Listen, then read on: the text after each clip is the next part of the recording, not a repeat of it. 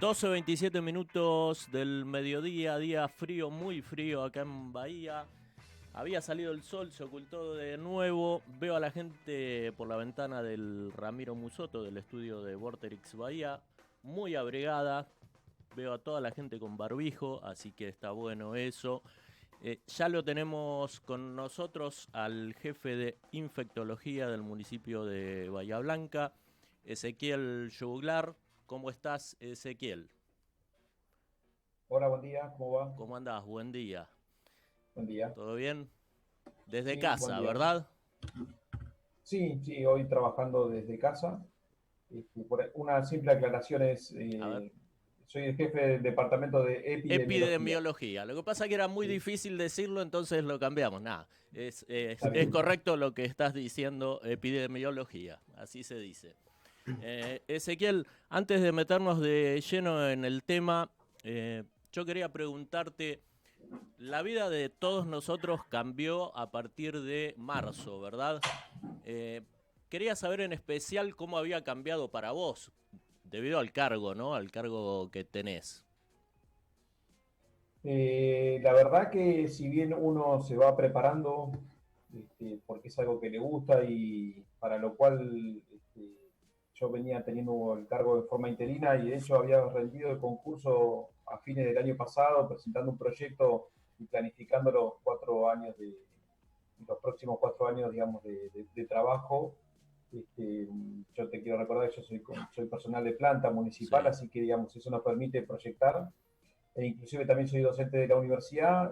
Uno siempre tiene una formación más académica y uno lo que pensaba era, bueno, empezar a aplicar todos esos conocimientos, pero la verdad que, bueno, es un desafío constante y la realidad en el sentido del trabajo, bueno, hemos podido conformar un trabajo de equipo muy importante dentro de la Secretaría de Salud e inclusive con algunos voluntarios de las universidades y sobre todo, digamos, en forma conjunta con otros actores del sistema de salud. Así que en principio cambió porque el trabajo es muy intenso, con un desafío importante, pero bueno, preocupado porque la pandemia, digamos, va mostrando las distintas facetas que ha mostrado en el mundo y eso siempre trae consigo sufrimiento para la gente que se enferma y para los que tienen que estar internados, o incluso para los familiares que por desgracia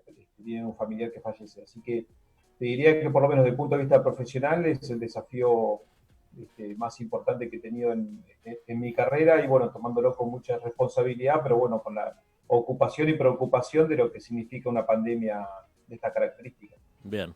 Ezequiel, uno escucha números todos los días, los escucha o los lee en los medios de comunicación, tanto nacionales como en los locales.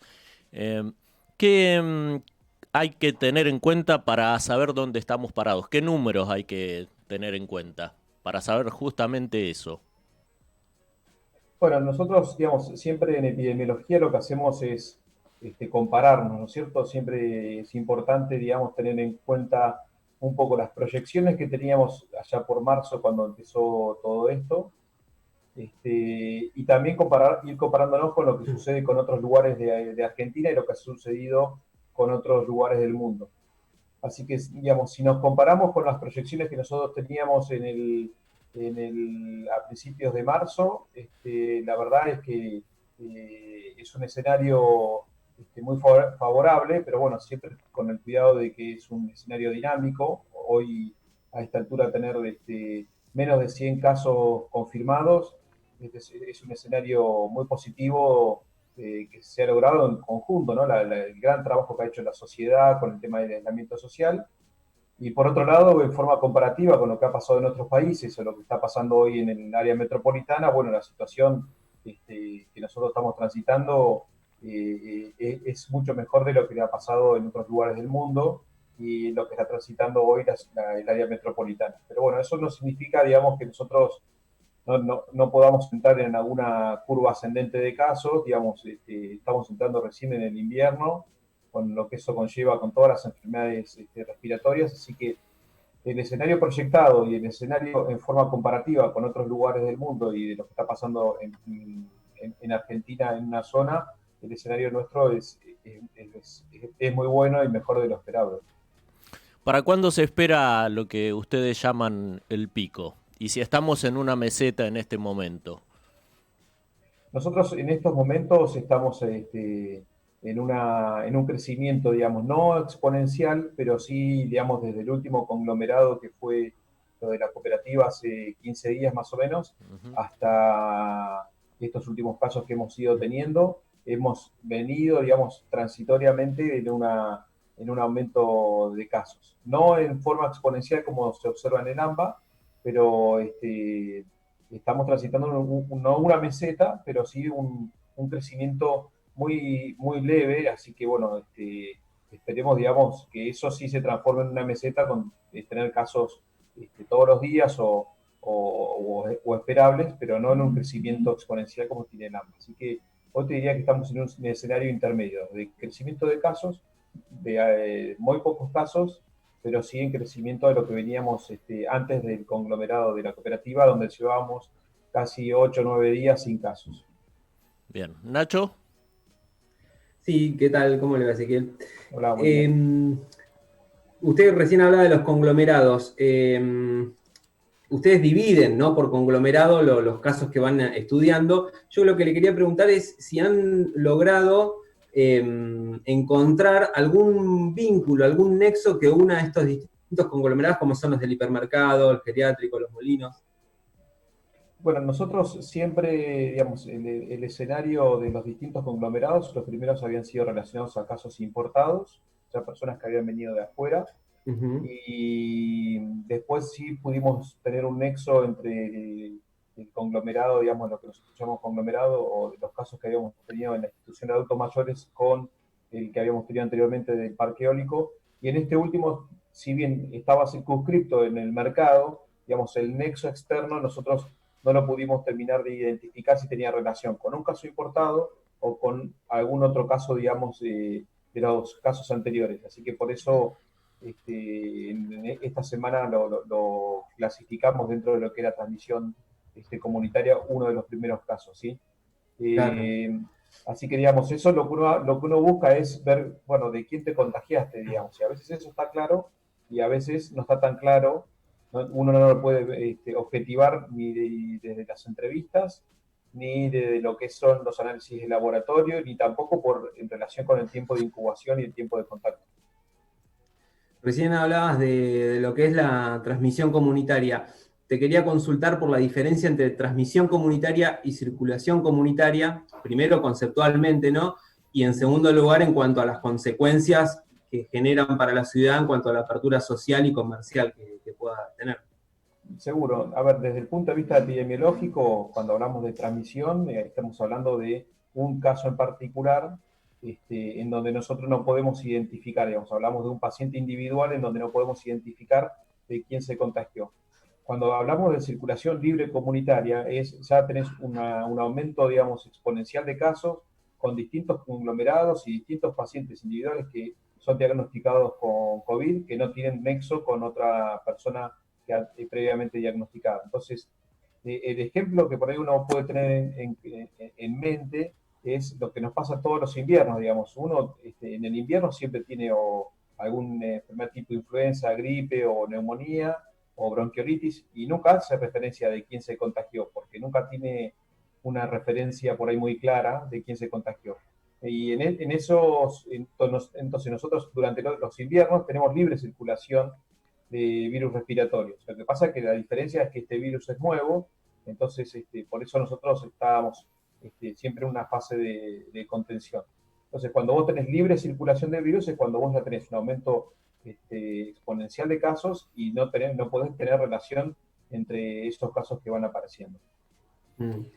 Y en cuanto a las consecuencias de tener libre transmisión comunitaria y circulación comunitaria para lo que es la apertura comercial o social. Bueno, eso es un esquema que ha establecido el Estado Nacional y provincial en función de que se ha visto, digamos, que la medida de aislamiento social preventivo y obligatorio que se aplicó desde marzo es una de las medidas que logra disminuir la tasa de contagio. Entonces, lo que se relaciona ahí son algunos resultados epidemiológicos y sanitarios, como la cantidad de casos, el tiempo de duplicación, con la apertura de actividades que generan aglomeración de personas. Entonces, eso es un poco la relación que tiene entre algunos resultados sanitarios y el tema de las distintas fases. Digamos, lo que tiene las fases es que lo que se va como autorizando o teniendo apertura son aquellas actividades que generan más aglomeración de personas. En tanto y en cuanto vos no tengas un tiempo de duplicación muy corto o crecimientos exponenciales, eso significa que tenés baja circulación viral. Entonces, esa es un poco la explicación. Nosotros hoy, en el escenario nuestro, estamos en un tiempo de duplicación por arriba de los 30 días.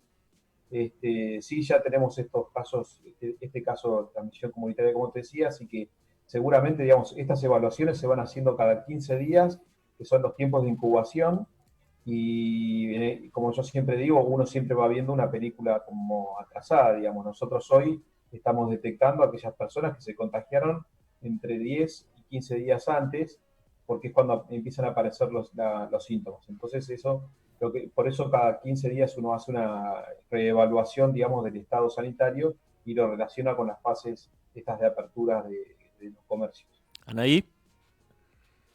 Sí, quería consultarte. Hola, Ezequiel, te Hola, buen saludo. día. Buen día. En las últimas horas conocimos el caso de un colega de los medios, que es uno de los casos activos. Hoy tenemos 22 casos activos, ¿verdad? Sí.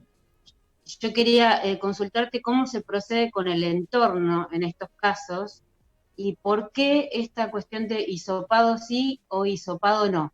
¿Cuándo es pertinente hacer un hisopado? ¿A quiénes y en qué momento?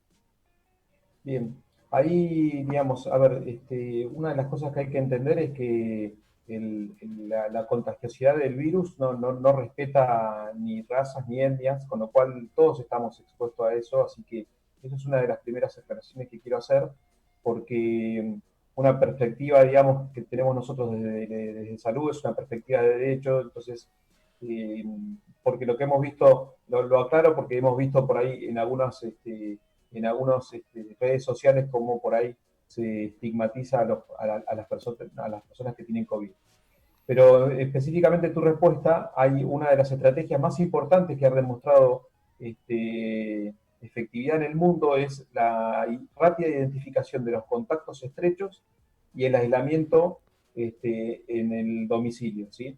Esa es la primera medida que uno tiene que tomar, ¿sí? Entonces, lo que nosotros hacemos cuando tenemos un caso de un paciente con COVID es entrevistarnos con él y con su grupo familiar, y en estos casos con sus grupos de contactos laborales, y aquellos que nosotros consideramos contactos estrechos, es decir, que han estado a menos de 2 metros por más de 15 minutos sin el uso de alguna protección, ponernos en aislamiento y en control y seguimiento epidemiológico por 14 días.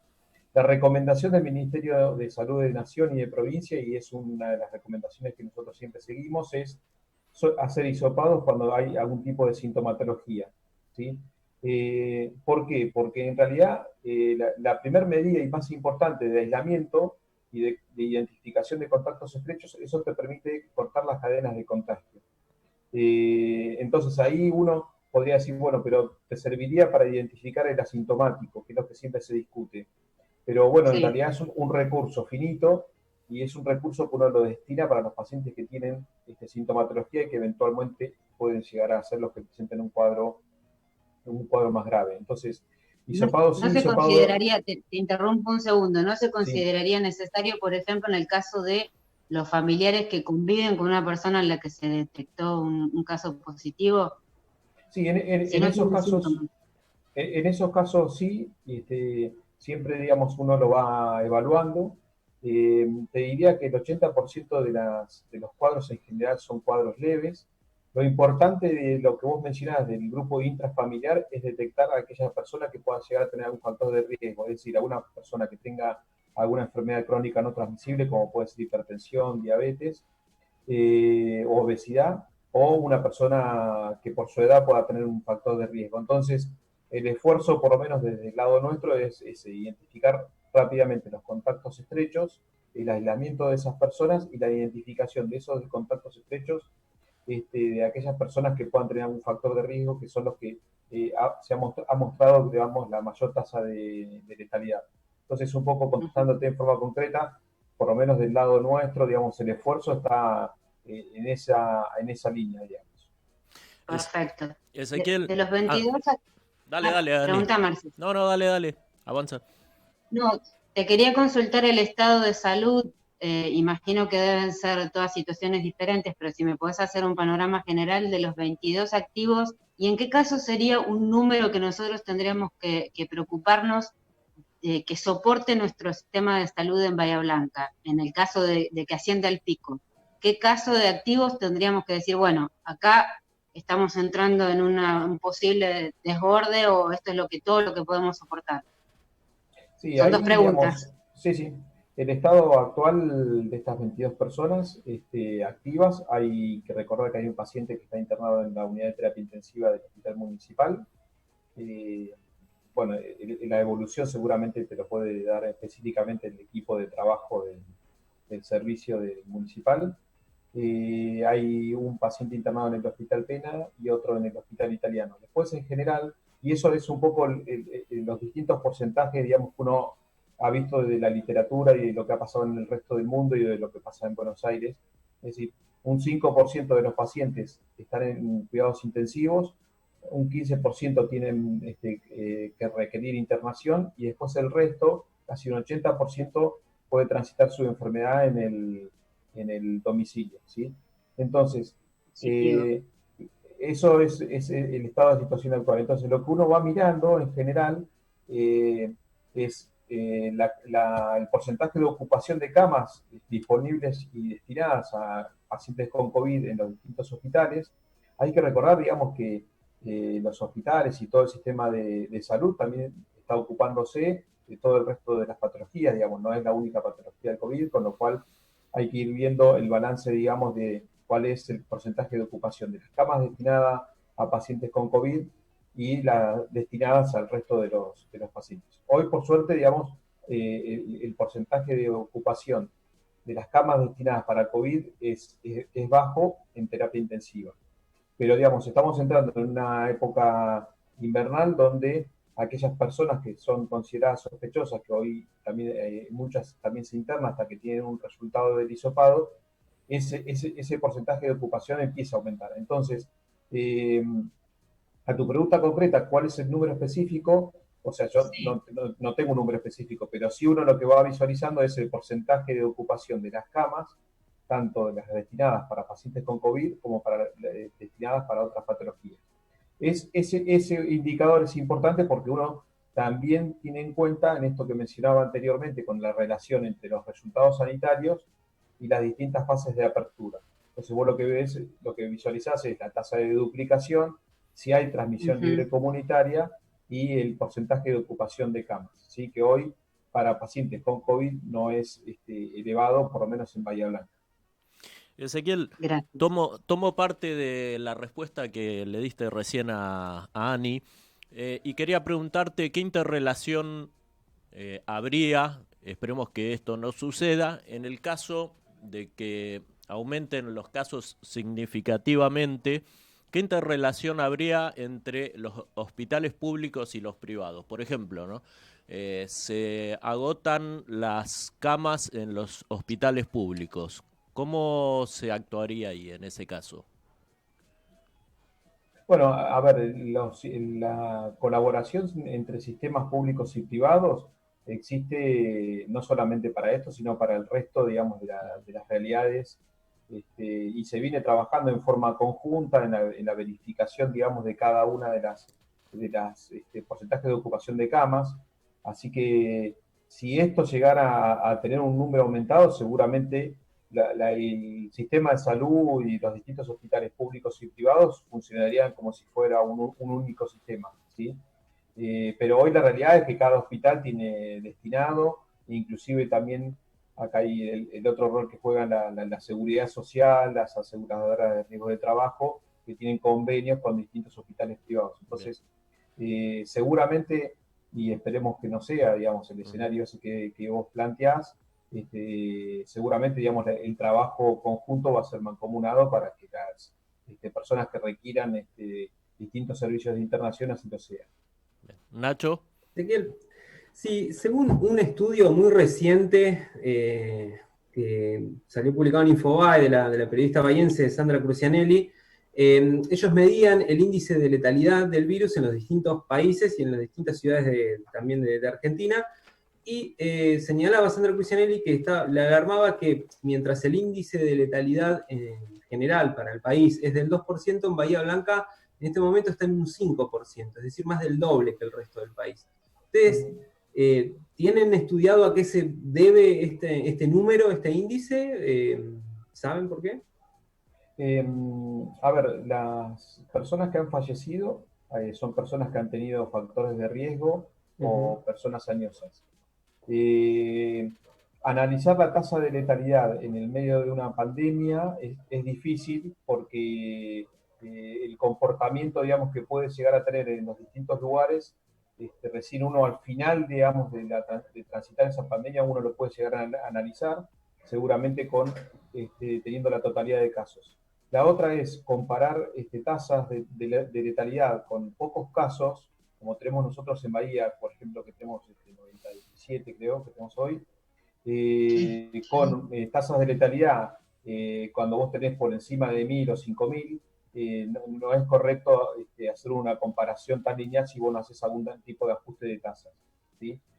Pero claramente, digamos, sí, digamos, es una preocupación, digamos, porque la tasa de letalidad que nosotros tenemos en Bahía sería un poco superior a lo que muestra a nivel nacional y al nivel de la literatura, pero entiendo también que esto lo podemos nosotros recién comparar cuando finalicemos el tema de la pandemia, a ver si realmente la letalidad de Bahía Blanca fue superior al resto de la media del mundo o del país.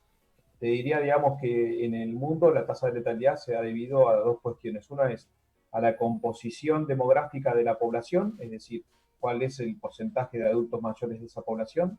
Nosotros en Bahía Blanca, nuestra pirámide poblacional es una pirámide que muestra que es una población joven, no es una población añosa como puede ser la Ciudad Autónoma de Buenos Aires. Y la otra es la respuesta del sistema de salud, digamos, los sistemas de salud sanitarios, esos también han mostrado una alta tasa de letalidad, cosa que nosotros hoy en Bahía no tenemos. Entonces, yo esperaría, digamos, transcurrir el tiempo para ver si realmente la tasa de letalidad en Bahía Blanca es superior al resto del mundo o del país, por lo menos. Anaí. Sí, supimos, muchos medios han participado ayer de una reunión en la que fuiste parte. Quería consultarte por el protocolo unificado que están planificando desde el municipio con los medios de comunicación de Bahía Blanca. Si ya existía un protocolo previo, digamos, en cada medio de comunicación, y en este caso, ¿en qué se avanzó para cuidar a los profesionales que son hoy servicio esencial, así como los profesionales de la salud que son los de los medios de comunicación? Sí, ahí ayer conversamos un poco, digamos, de repasar cuáles son las medidas generales, digamos, de prevención de la diseminación para bajar la tasa de contagio. Algunas empresas ya tenían escritos y implementados algunos protocolos, sobre todo interpreto yo que hay algunas empresas por ahí que tienen referentes a nivel nacional, entonces esas empresas ya tenían algún tipo de protocolo. La idea es poder unificar con algunas líneas generales los protocolos de trabajo en los medios de comunicación. Como también se han aplicado protocolos en los sistemas de salud o protocolos en otros servicios esenciales. Yo te diría que igual, más allá de todos, hay algunas cuestiones que son básicas en cualquier protocolo. Una es, que yo mencionaba ayer, que nosotros en salud la hemos aplicado desde el primer día, es el autotest, digamos, que es un poco lo que también es el mensaje que se le transmite a las personas. Antes de ir a trabajar, tomarse la fiebre, hacer algún test de olfato con vinagre, orégano, café, como para poder evaluar, digamos, si tiene pérdida de olfato, que sería uno de los primeros síntomas, y quedarse en su casa, dar aviso, y después con tiempo ir viendo si es o no coronavirus, y viendo la evolución del cuadro, pero ese es uno de los primeros requerimientos que uno podría mencionar. Indicadores. Sí. El otro es, Gracias. el otro es, dentro de los distintos lugares de trabajo, evitar las aglomeraciones de personas, respetar el distanciamiento social, respetar el uso de tapaboca nariz y el hecho de no compartir espacios que no estén ventilados y que no permitan respetar esa ventilación, ¿sí? Que en general en distintos lugares de trabajo, en todos los lugares de trabajo hay espacios comunes en donde en los descansos compartimos con nuestros compañeros. Bueno, esos espacios hay que desestimarlos por ahora porque son espacios donde uno no respeta el distanciamiento social. Obviamente no puede desestimar el compartir utensilios, el mate, obviamente, o algún otro tipo de utensilios para comer. Así que te diría que en general cualquier tipo de protocolo tendría que estar en eso. Y en las cuestiones laborales, en general lo que se trata es estimular el trabajo desde casa, como office, y por otro lado también tener como segmentado, digamos, los horarios de trabajo para no tener aglomeración de personas. Así que básicamente, digamos, todo protocolo debería ir en esa línea, ¿sí? Y ir reforzando también el tema de higiene de manos, la higiene y la limpieza de las superficies con la bandina al 10%, y el otro lado el tema de la ventilación. Importante el tema de ventilar los espacios, que es una de las formas, digamos, que el virus también si es que está, digamos, no tenga una alta tasa de contagio y de sobrevida. Y estas mismas medidas que yo estoy diciendo también las podemos aplicar en nuestros domicilios y en las personas en general, ¿está? Pero bueno, son algunas medidas básicas, digamos, que uno podría aplicar. Después cada uno de los lugares tiene sus particularidades y hay que ir viendo la disposición de la gente, cuáles son los lugares o espacios comunes que se pueden compartir. Pero básicamente yo te diría que cualquier protocolo tendría que estar basado en estas recomendaciones. Nacho. Ezequiel, te quería consultar por el intendente. ¿Cómo está él? Creo que está con aislamiento preventivo a raíz de, ¿no? de haber estado en conferencia de prensa con este caso del notero de Telefe, ¿puede ser? Sí, a ver, la medida, esto que decía, la medida que se tomó o que recomendamos desde salud era, siempre recomendamos medidas de máxima, digamos, en esto de los contactos estrechos, porque a veces uno o no recuerda o no lo quiere decir si estuvo en contacto con otra persona, porque esto que decía de poder ser señalado porque no usó el tapaboca. Entonces, todas aquellas personas que estuvieron en esta semana en contacto con esta persona que tiene COVID, se los recomendó para que estuvieran en aislamiento por lo menos 14 días. En el caso del intendente, yo hoy no tengo un parte, digamos, de su estado de salud, interpreto que es bueno, pero bueno, habría que poder conversarlo con él, con el cuerpo médico de él. Así que seguramente también en ese caso, por sus obligaciones y eso, seguramente ahí sí se haga el hisopado. Pero retomando ahí un concepto que quedó, que me había preguntado Anaí hace un ratito, si uno se va a hacer el hisopado, esperar por lo menos entre 7 y 9 días después del contacto por el tema de los falsos negativos. ¿Sí? Eso también hay que tenerlo en cuenta porque si uno va a usar un recurso sanitario, lo mejor es usarlo en forma adecuada y no hacer un uso indiscriminado. Ezequiel, te agradecemos muchísimo por tu tiempo. Sabemos que estás altamente comprometido justamente con el tiempo. Así que, bueno, te agradecemos y seguramente vamos a llamarte en otra oportunidad, en otra edición de Decime la Verdad. Bueno, a disposición y bueno, les mando un saludo. Bueno, un abrazo grande. Abrazo, gracias.